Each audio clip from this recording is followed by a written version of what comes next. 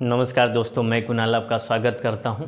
ये हमारे मध्यकालीन इतिहास के सीरीज का 28वां और अंतिम वीडियो है। आज के बाद से हम लोग विश्व इतिहास में प्रवेश करेंगे। आज का हमारा टॉपिक है मध्यकाल में क्षेत्रीय भाषाओं का उदय और जन्म।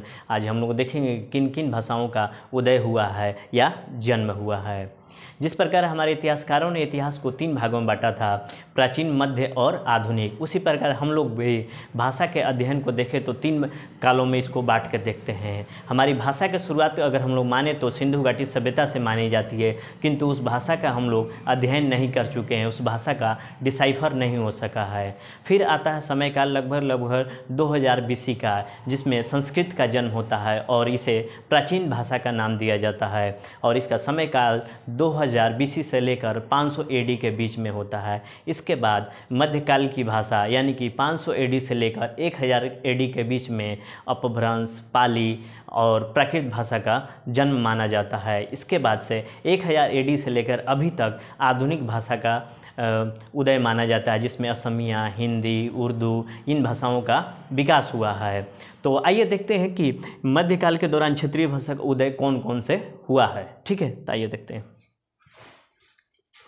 भाषाओं के विकास के इतिहास को देखें तो भाषा का विभाजन भी इतिहास के विभाजन जैसा ही है। सबसे पहले भारत में संस्कृत भाषा का उदय हुआ, जिसका समय काल 2000 BC से लेकर 500 AD के बीच में माना जाता है। सबसे प्राचीन भाषा संस्कृत मानी जाती है। इसके बाद इसी भाषा में ही वेदों का, हमारा उपनिषदों का लेखन हुआ है। उसके बाद प्राकृत या पाली अपभ्रंश, जिसका समय काल 500 BC से लेकर 1000 AD के बीच में हुआ, जहाँ पर जैन और बौद्ध साहित्य लिखे गए हैं, ये मध्यकालीन भाषा कही जाती है। ठीक है। उसके बाद आधुनिक भाषा, जिसका समय काल 1000 AD से लेकर अभी तक, जिसमें असमिया, बंगाली, मराठी, गुजराती, पंजाबी, उर्दू और हिंदी होती है। ठीक है। और हम लोगों ने पीछे एक इंडिपेंडेंट लेक्चर में अमीर खुसरो के संबंध में पढ़ा था, जहाँ पर उर्दू और हिंदी के पिता अमीर खुसरो को कहा जाता है। ठीक है।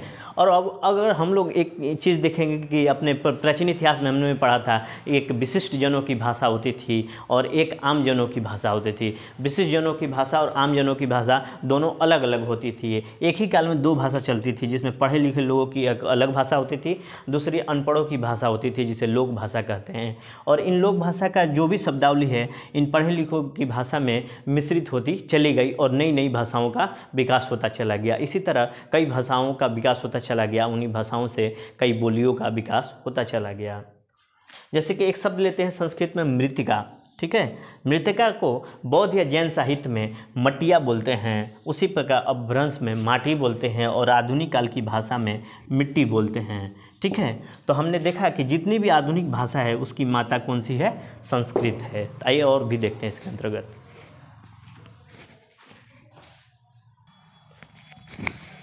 नई नई भाषाओं के उदय के कारणों को देखें तो सन 1100 AD के आसपास राजपूत, हिंदू या भारतीय राज्य बिखरने लगे थे। इन्होंने अपनी निजी भाषा विकसित करने की शुरुआत की, जैसे कि वेस्ट बंगाल में बांग्ला, पंजाब में पंजाबी, राजस्थान में राजस्थानी।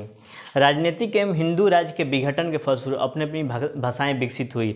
यह ज़्यादातर उत्तर पश्चिम एवं पूर्वी भारत में होता है। उसके बाद देखेंगे मध्यकाल में 8 भाषाओं का विकास हुआ है। मध्यकाल में 8 भाषाओं का विकास हुआ, जिसमें राजस्थानी, गुजराती, पंजाबी, बांग्ला, असमिया, उर्दू, हिंदी और उड़िया है। इन भाषाओं का साहित्य भी समृद्ध रहा है। इन भाषाओं के उदय के कारणों को देखें तो हिंदू रियासतों के पतन के कारण हिंदू कुछ क्षेत्र विशेष तक सीमित हो गए और इन क्षेत्रों के लोगों ने अपनी अलग अलग भाषा का विकास हुआ। सामाजिक जागृति के कारण संस्कृत का लगभग अंत हो गया और उसकी जगह नई भाषाओं ने ले ली। उसके बाद देखेंगे रीतिकाल, भक्तिकाल एवं सूफी कवियों, संतों के जन सामान से जुड़ाव ने अभिव्यक्ति के लिए स्थानीय भाषाओं को समृद्ध किया। तो आइए बारी बारी से पढ़ते हैं कि इन 8 भाषाओं को बारी बारी से पढ़ते हैं।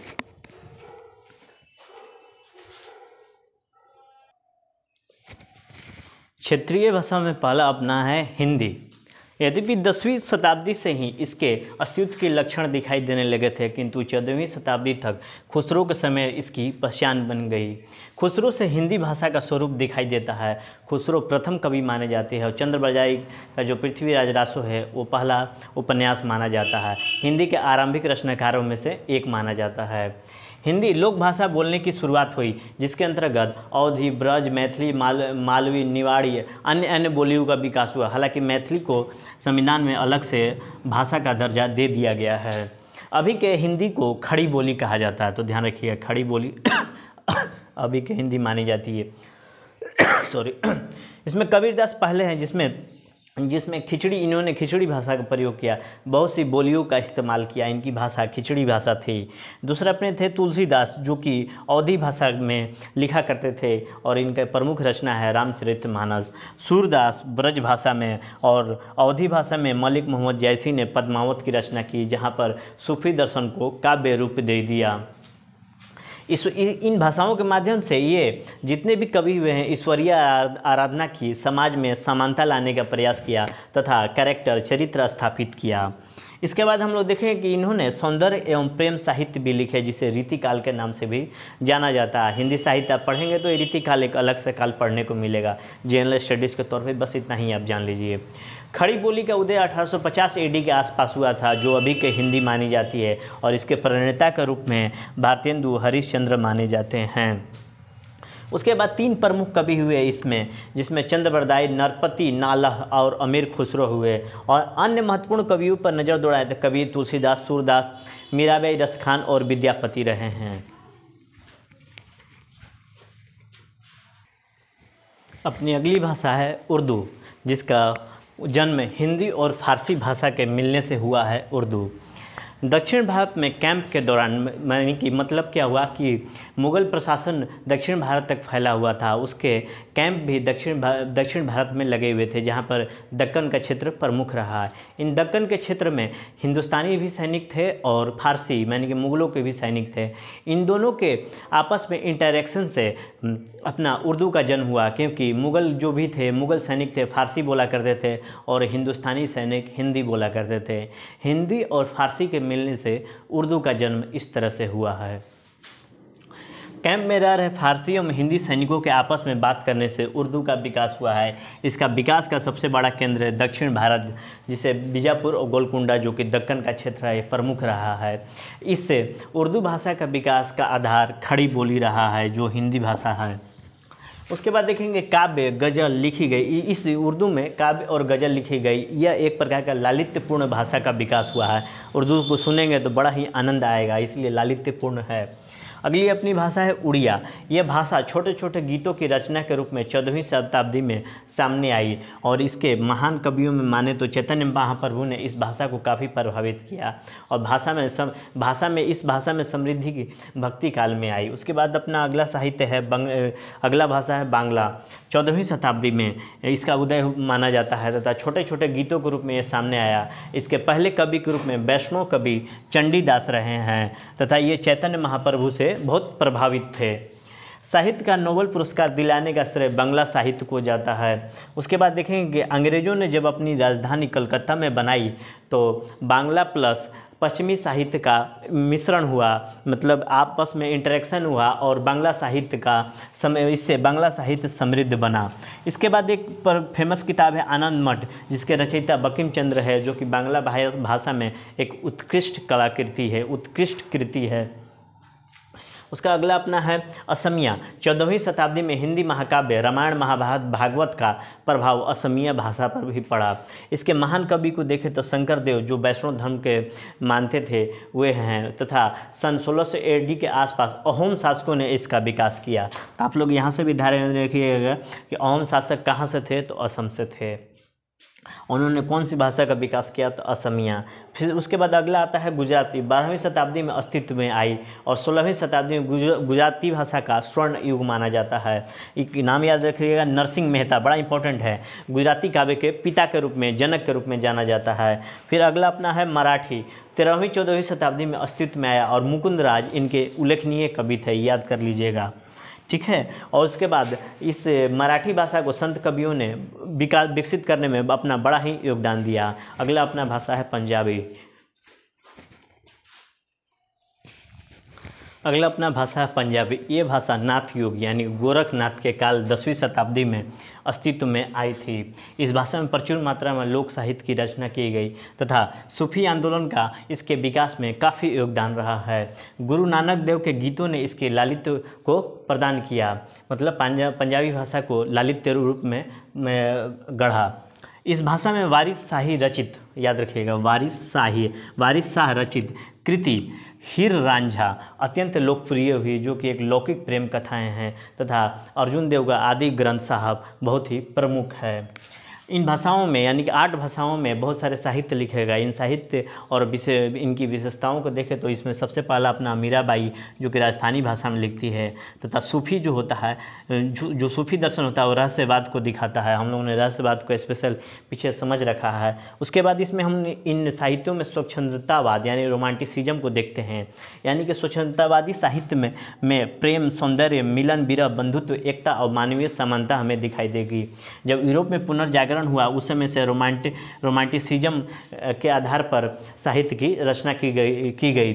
उसके बाद इसी काल में देखेंगे कि छायावाद काल आता है जो 1920 से लेकर 40 के बीच में होता है, जहाँ पर वर्मा, निराला और पंत आते हैं जो कि स्वच्छंदतावादी कवि होते हैं। उसके बाद इन भाषाओं में जो भी साहित्य लिखे गए कुछ में प्रतीकात्मकता का उपयोग किया गया, यानी प्रतीकों के माध्यम से बात किया जाने लगा, जो कि पद्मावत एक प्रमुख है जिसमें सूफी दर्शन को व्यक्त किया गया है। इसके बाद सामाजिक जीवन को दिखाया गया, यहाँ पर दुर्लभ सामाजिक जीवन को भी दिखाया गया तथा जो भी सामाजिक जीवन की प्रधानता थी वो धार्मिक जीवन ही थी। और इसमें इन भाषाओं में लोक भाषा में लोक मुहावरों तथा गंभीर दर्शनों को व्यक्त किया गया। तो ये रहा अपना नई क्षेत्रीय भाषाओं का मध्यकाल के दौरान उदय क्या हुआ, और इस दौरान नगरों का भी उदय हुआ। तो आइए देखते हैं किन किन नगरों का मध्यकाल के दौरान उदय हुआ। मुगल काल में नगरों के उदय को हम लोग देखें तो इसकी भूमिका के रूप में पाते हैं कि मुगल साम्राज्य ने विशेषकर उत्तरी भारत में 16वीं 17वीं शताब्दी के दौरान अनेक रूपों में शहरीकरण को प्रोत्साहन दिया। सर्वप्रथम राजनीतिक रूप से एकीकृत विशाल साम्राज्य का निर्माण हुआ तथा इस राजनीतिक एकीकरण का परिणाम हुआ कि एक समान चुंगी प्रणाली यानी कि टैक्स प्रणाली को लागू किया गया, व्यवस्था किया गया, जिससे वर्तमान आज GST है। इससे अंतर्राज्यीय व्यापार को प्रोत्साहन मिला। व्यापार के विकास के लिए अनेक सम्राटों ने अलग अलग उपाय सुझाए, जिसमें मुगल शासक एवं प्रांतीय शासक स्वयं व्यापार में हिस्सा लेते थे। फलस्वरूप वे इसके प्रोत्साहन के लिए सजग एवं निरंतर प्रयास करते रहते थे। मुगलों ने व्यवसायियों की सुरक्षा के लिए हर तरह के कदम उठाए। जहांगीर ने एक कानून बनाया जिसके अनुसार यदि किसी व्यापारी की मृत्यु हो जाती है तो उसका धन सुरक्षित रूप से उसके उत्तराधिकारी को सौंप दिया जाएगा। इसके बाद उत्पादन को, विशेष रूप से सूती वस्त्र उत्पादन को प्रोत्साहन दिया गया। इस नगरीकरण का प्रभाव आम लोगों पर नहीं पड़ा। नगरों के उदय के कारण आर्थिक समृद्धि के फलस्वरूप शहरी जनसंख्या में वृद्धि होने लगी। प्रशासनिक गतिविधियों से जुड़े कर्मियों की आवश्यकता की पूर्ति के लिए बाज़ारों का विकास होने लगा, जिसमें आगरा, दिल्ली, लाहौर और औरंगाबाद प्रमुख थे। इसके बाद कुछ स्वतंत्र सुल्तानों की प्रारंभिक राजधानी भी बाज़ारों के रूप में विकसित होगी। अहमदाबाद, हैदराबाद, गोलकुंडा। सरकारों यानी कि जिला के मुख्यालय भी, जो भी हेडक्वार्टर होते थे, वहाँ छोटे छोटे नगरों के रूप धारण करने लगे। वक़्फ़ तथा इनाम में दिए गए गांव भी मुस्लिम जनसंख्या की बहुलता वाले कस्बों में विकसित होने लगे तथा कुछ नगर शासकों के व्यक्तिगत प्रयासों के कारण अस्तित्व में आए, जैसे शाहजहाँपुर, जौनपुर, फर्रुखाबाद, ये सभी ये रहा। कुछ नगर अपने विशिष्ट उत्पादन की वजह से विकसित हुए। नील उत्पादन के लिए बयाना और सूती वस्त्र के लिए खेड़ाबाद और दरियाबाद। मुद्रा व्यवस्था का मानकीकरण किया गया। मुद्रा में सोने की मुद्रा को अशरफी, चांदी की मुद्रा को रुपया, तांबा के मुद्रा को दाम कहा जाने लगा। शिल्पों से जुड़ी 100 विशेषकृत श्रेणियाँ थी तथा यूरोपीय कंपनी का आर्थिक गतिविधियाँ तीव्र हुई। इस काल में नगरों के उदय के रूप में बहुत सारे उत्पादन के आधार पर नगरों का उदय हुआ, जिसमें सूती वस्त्र जो रहा है वो तेज़ी से आया और तेज़ी से इसमें वृद्धि हुई, जिसके कारण खेड़ाबाद और दरियाबाद नामक 2 शहर का विकास हुआ तथा बंदरगाह वाले जो भी स्थान थे उसमें तीव्रता आई और नगरों में बदलाव आए। उसके बाद कश्मीर का रेशम भारत के उन्नत उद्योग था, तो कश्मीर का शॉल पूरे विश्व में प्रसिद्ध था। चीनी और चावल की वजह से बंगाल का क्षेत्र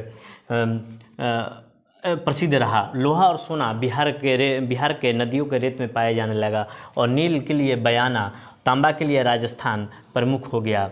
यूरोपीय यात्री फिज कहते हैं कि आगरा जो है आगरा और फतेहपुर सिकरी लंदन जैसा था, तथा बर्नियर 17वीं शताब्दी में बताया कि दिल्ली जो है पेरिस से बड़ा था और आगरा जो था वो दिल्ली से भी बड़ा था।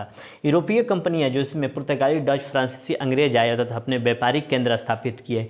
जहाँ जहाँ व्यापारिक केंद्र स्थापित हुआ वहाँ नगरों का विकास हुआ, जिसमें सूरत, भड़ौज, मछलीपट्टनम और काम्बे प्रसिद्ध है। इस तरह से नगरों का विकास हुआ, किंतु यह विकास आम आदमी को लाभ नहीं पहुंचा सका। इस कारण समाज में आर्थिक विभेदीकरण उत्पन्न हुआ, क्योंकि शिल्पियों के जिसमें दस्तकार आते हैं उनके मुख्य रूप से 100 श्रेणियों का विकास हुआ, और ये जो लाभ हुआ रिस कर नीचे के तबकों तक नहीं पहुंचा। और ये भारत की समाज में ये आज भी ये विडंबना मौजूद है कि जो आर्थिक विभेदीकरण का रूप लिए हुए है। आइए थोड़ा सा मध्यकाल का हम लोग मूल्यांकन करके पूरे मध्यकाल को ख़त्म करते हैं, समाप्त करते हैं। मध्यकाल की मूल्यांकन करें तो इसकी शुरुआत 8वीं शताब्दी यानी कि 712 एडी में सिंध पर कब्जा के साथ शुरू होती है और 1857 एडी में यानी कि 18वीं शताब्दी में अंत हो जाता है। मूल्यांकन का आधार को देखें तो इसमें राजनीतिक, कला, सांस्कृतिक, आर्थिक और सामाजिक स्थितियाँ रही है। राजनीति की स्थिति देखें तो मध्यकाल से पहले जो अपना समाज था, हिंदू साम्राज्य था, उसमें शक और कुषाण बाहर से आया, लेकिन इसमें आकर रच बस गए। ये इस्लाम भी बाहर से आया और ये भी भारत के समाज में घुलने मिलने लगा। इस वजह से क्या हुआ कि सामाजिक स्थिति देखें तो उस समय हिंदू समाज में जाति प्रथा थी, किंतु इस्लाम जो बाहर से आया था बहुत ही प्रगतिशील था, किंतु भारतीय समाज से मेल मिलाप होने से, समन्वय होने से इसमें भी जाति प्रथा का विकास हुआ। ये इन जाति प्रथा आडंबरों को दूर करने के लिए, समाज में निम्न वर्गों को उठाने के लिए, सामाजिक सुधार करने के लिए सूफी और भक्ति आंदोलन आए। कुछ हद तक बाह्य आडंबरों को समाप्त करने में इन्होंने सफलता प्राप्त की, लेकिन पूरे समाज को बदल नहीं पाए और वो भी स्थिति आगे चल के बनी रही। यह आंदोलन के कुछ समय तक ये उसका प्रभाव रहा समाज पर, किंतु आगे चलकर फिर से वो अपनी पुरानी स्थिति में लौट आया। ठीक है, कला के माध्यम से भी ये इंडो इस्लामिक कला का इस समय विकास हुआ, तथा संस्कृति के रूप में हम लोग देखें तो अनेक संस्कृतियों का समन्वय हमें भवनों, स्थापत्य कला में, पेंटिंग में हमें दिखाई देगा। इसके अलावा नारियों की स्थिति में इस समय बहुत ज़्यादा ह्रास हुआ, पर्दा प्रथा का प्रचलन बढ़ गया, पुनर्विवाह विधवाएं नहीं कर सकती थी, पिता के संपत्ति में नारियों की हिस्सा नहीं हुआ करता था, तथा नारी शिक्षा की अलग व्यवस्था नहीं थी। हालांकि अकबर ने प्रयास किया था, किंतु उलेमाओं या धार्मिक गुरुओं की वजह से वो भी पीछे हट गया और विकास नहीं हो पाया। दस्तकारी जैसी श्रेणियाँ विकसित हुई और मसाले के रूप में हम लोग विश्व में विख्यात थे। हमारा व्यापार बढ़ा, उस समय भारत का व्यापार सबसे तेज़ी से बढ़ा और भारत की जो जीडीपी थी विश्व की जीडीपी से बहुत अधिक थी। राजनीतिक एकता स्थापित करने के लिए उस समय राजनीतिक एकता स्थापित हुई। अकबर से शुरू होकर औरंगजेब तक बहुत बड़ी एक राजनीतिक एकता स्थापित हुई। हमने देखा था कि अकबर एक पूरे उपमहाद्वीप, भारतीय उपमहाद्वीप पर शासन किया और सबसे बड़े क्षेत्र पर शासन करने वाला शासक बना था, जहाँ पर एक प्रशासनिक व्यवस्था स्थापित की गई, न्यायिक व्यवस्था स्थापित की गई। इससे क्या हुआ कि पूरे भारत में एक एकता स्थापित हुई। एक जैसी प्रशासनिक व्यवस्था और न्यायिक व्यवस्था से एक क्षेत्र में एकता स्थापित होती है। यहाँ पर हम लोग देखेंगे सांस्कृतिक एकता भी स्थापित हुई, जिसमें कला, साहित्य और संस्कृति को देखने को मिला। इस समय का जो समय था समन्वयकारी संस्कृति का समय था, जिसमें इंडो इस्लामिक वास्तुकला के रूप में हमें दिखाई देता है। अगर भाषा के रूप में देखें तो हिंदी और फारसी के मिलन से एक नई भाषा का उद्भव हुआ है, जिसे उर्दू कहा जाता है। उसके बाद एक नकारात्मक भी, ये सब तो सारे थोड़े पॉजिटिव पॉइंट रहे और कुछ निगेटिव भी रहे, लेकिन पर्टिकुलर निगेटिव की बात करें तो उस समय व्यापार बहुत तेज़ी से बढ़ रहा था। हमारा व्यापार विश्व व्यापार से जुड़ गया था, किंतु हम लोगों ने नौसेना के विकास पर ध्यान नहीं दिया गया। ऐसा कहा जाता था कि जिसका समुद्र पर अधिकार होगा वही व्यापार पर भी अधिकार होगा। हमने नौसेना के विकास पर कोई ध्यान नहीं दिया और आगे चलकर मुगल काल के विघटन में यह भी प्रमुख कारण रहा, क्योंकि यूरोपीय शक्तियों के पास फ्रांस, पुर्तगालियों, अंग्रेज़ों की नौसेना बहुत मजबूत थी। ये भी कारण रहा है मुगल काल का डिक्लाइन का। ठीक है। और इसके काल में देखें कि हम लोगों ने विज्ञान और प्रौद्योगिकी पर ज़्यादा ध्यान नहीं दिया। हम लोग अपने पुरानी दस्तकारी व्यवस्था, अपने पुराने मजदूरों के हाथों पर ही भरोसा करने लगे। अगर वही बात करें तो हमारे समाज में उस समय धर्म का बहुत ज़्यादा प्रभाव रहा। धर्म का प्रभाव होने से हमारी बुद्धि शिथिल हो जाती है, हमारी सोच संकीर्ण हो जाती है। किंतु वही बात करें तो साइंस एंड टेक्नोलॉजी के विकास से यूरोपीय देशों में औद्योगिक क्रांति का विकास हुआ। औद्योगिक क्रांति के विकास से क्या हो गया कि वो राज्य, वो यूरोप पूरा का पूरा समृद्ध यूरोप बनता चला गया। अगर साइंस और टेक्नोलॉजी की खोज होती रही तो इससे हमारी चेतना भी प्रभावित होती है। चेतना प्रभावित होने से एक जो आधुनिक मूल्य होते हैं, लोकतंत्र, समानता, बंधुत्व का विकास होता है, जो कि हमारे समाज में आज भी उसका प्रभाव हमें दिखाई देता है। उस समय साइंस एंड टेक्नोलॉजी का हमारे समाज में विकास नहीं हो पाया। इस वजह से क्या हुआ कि यूरोप में बहुत ज़्यादा वैज्ञानिक खोज होने लगी। उस वैज्ञानिक खोज की हमारे समाज में अभाव था, और उस अभाव का हीनता जो है आज भी हमारे समाज में आज भी व्याप्त है। जो हीनता के कारण जो ग्रंथि पैदा हुई थी, हीनता ग्रंथि के कारण पैदा हुई थी, उसका प्रभाव आज भी हमारे समाज में दिखाई देता है। तो ये रहा अपना मध्यकाल का मूल्यांकन, और ये रहा पूरा मध्यकाल का पूरा लेक्चर, जिसमें मैंने पूरे मध्यकाल को एक समग्र रूप में प्रीलिम्स और मेंस के तौर पर पढ़ाया है। और आपको मैं विश्वास दिलाया था कि मैं पूरे इतिहास को समाप्त करूंगा। तो हमने इतिहास को अपने 5 भागों में बांटा था, जिसमें प्राचीन इतिहास, मध्यकालीन इतिहास, उसके बाद विश्व इतिहास, उसके बाद आधुनिक इतिहास, उसके बाद कला और संस्कृति, जिसके 2 भाग को, प्राचीन और मध्यकाल को, हम लोग ख़त्म कर दिया है। और अगले लेक्चर से हम लोग विश्व इतिहास की शुरुआत करेंगे। विश्व इतिहास की समग्र समझ होने के बाद हम लोग आधुनिक इतिहास में प्रवेश करेंगे। इससे हमारा जो आधुनिक इतिहास का जो इम्पोर्टेंट पार्ट है वो बड़ा ही, उसको समझने में आसानी होगी, क्योंकि ये एग्जाम की दृष्टि से जो आधुनिक इतिहास है बड़ा ही महत्वपूर्ण है। विश्व इतिहास भी मेंस के दृष्टि से काफ़ी महत्वपूर्ण है। यहाँ से भी प्रश्न सीधे सीधे पीसीएस और यूपीएससी के एग्जाम में पूछ लिए जाते हैं। तो पहले हम लोग विश्व इतिहास की समझ ले लेंगे, तो उस विश्व इतिहास की समझ अगर बेहतर ढंग से हो जाएगी तो आधुनिक इतिहास की समझ बेहतर हो जाएगी। क्योंकि विश्व इतिहास, जो आधुनिक इतिहास है, वो अंग्रेजों का भारत में प्रवेश के साथ ही शुरू हो जाता है, और उस आधुनिक इतिहास पे पूरा का पूरा प्रभाव अंग्रेजों का रहता है। तो थोड़ा सा विश्व को समझेंगे तब ना, यूरोप के देशों को समझेंगे तब ना आधुनिक इतिहास की समझ और बेहतर होगी। इस वजह से मैं आधुनिक इतिहास शुरू ना करके विश्व इतिहास अगले लेक्चर से शुरू करूँगा। तो ठीक है, तो इतना आज भर के लिए इतना ही, मध्यकाल की समाप्ति हो जाती है। ठीक है, तो आज भर के लिए इतना ही। आपके सहयोग के लिए धन्यवाद। नमस्कार, जय हिंद।